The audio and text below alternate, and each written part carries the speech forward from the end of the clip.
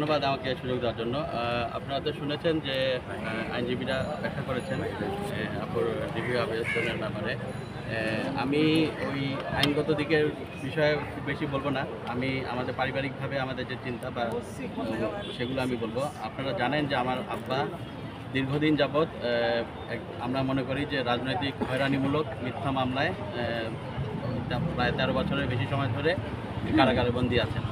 তো তিনি বয়স্ক ব্যক্তি এবং তিনি অসুস্থ, তার অসুস্থতাও আছে এবং তাকে যখন গ্রেফতার করা হয় তখন তাকে নির্যাতন করা হয় বিভিন্নভাবে এবং বিভিন্ন মামলায় তাকে বিভিন্ন রকমভাবে হয়রানি করা হয়। তো দীর্ঘ সময় ধরে তিনি রিমান্ডে ছিলেন, আমিও তার সাথে রিমান্ডে ছিলাম। তো সেই সময় তিনি আমি নিজে দেখেছি বিভিন্নভাবে তিনি অসুস্থ হয়ে পড়েছিলেন রিমান্ডে থেকে।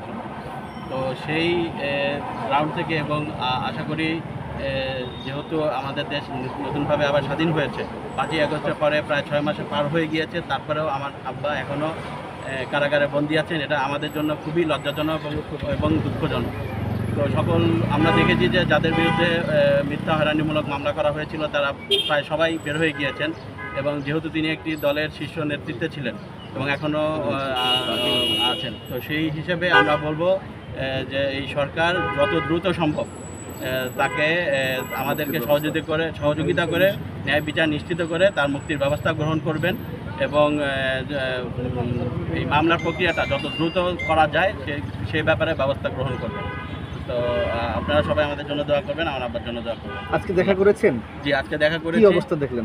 তিনি তো হসপিটালাইজ আছেন দীর্ঘদিন যাবৎ এবং তিনি অসুস্থ অবস্থায় আছেন। আজকেও যখন দেখেছি তখনও দেখেছি যে তার প্রেশার অনেক হাই এবং তিনি ডায়াবেটিসের রোগী, তার ডায়াবেটিসের মাত্রাও বেড়ে যাচ্ছে এবং তিনি দাঁতের ব্যথায় দীর্ঘদিন যাবৎ কষ্ট করছিলেন, এখনও কষ্ট করছেন। তার বেশ কয়েকটি দাঁত চেঞ্জ করতে হয়েছে এবং আরও বেশ কিছু জটিল রোগে তিনি ভুগছেন। তো সেই হিসেবে এই কারণে আমরা ওই হসপিটালে থাকা অবস্থায় এখানে যেহেতু খুব বেশি উন্নত চিকিৎসা দেওয়া সম্ভব হচ্ছে না, আমরা চাই যে যত দ্রুত সম্ভব তাকে মুক্তি দিয়ে আমরা উন্নত চিকিৎসার জন্য ব্যবস্থা করব। 5 আগস্টের পরে অনেক বড় বড় নেতৃবৃন্দ যারা রয়েছে তারা ছাড়া পেয়েছে। আসলে এই যে শীর্ষ পর্যায়ের নেতা আসলে এখনও ছাড়া পায়নি, এর বিষয়ে কোনো কারণ আছে কিনা নাকি একটু বলবেন? এই বিষয়ে আসলে আমাদের আইনজীবীরা এবং ভালো বলতে পারবেন, কিন্তু আমরা মনে করি যে তার মুক্তির ব্যাপারটা আসলে আরও দ্রুততর করা উচিত এবং যার যেখান থেকে উদ্যোগ গ্রহণ করা সম্ভব সেভাবে যদি উদ্যোগ গ্রহণ করা হয় তাহলে আরও দ্রুত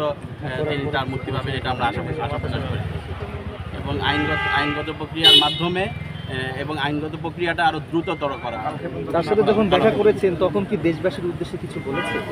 হ্যাঁ, তিনি দেশবাসীর উদ্দেশ্যে দোয়া চেয়েছেন, তার জন্য দোয়া চেয়েছেন এবং তিনি হতাশ নন এবং তিনি আশাবাদী যে তিনি দ্রুত মুক্তি পেয়ে সবার আমাদের মাঝে ফিরে আসবেন।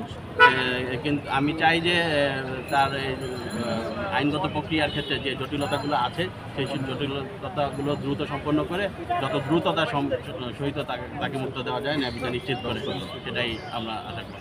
আপনার পরিচয়টা একটু দিবেন? যে আমি তাসনিম আজাদ সুমন, আমি ওনার একমাত্র ছেলে, আমি প্রবাসে থাকি।